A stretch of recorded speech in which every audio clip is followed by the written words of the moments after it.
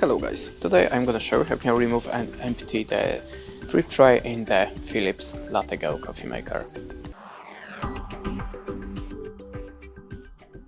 So in the first step, remove the aluminium cover. Don't worry, it's not good, it's a foil.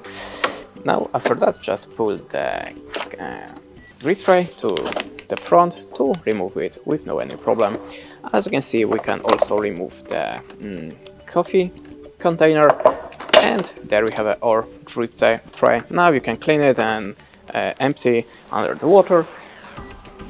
After that, in the place in the right position the coffee unit, this one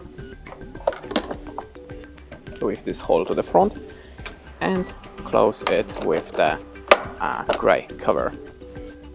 Now push back the drip tray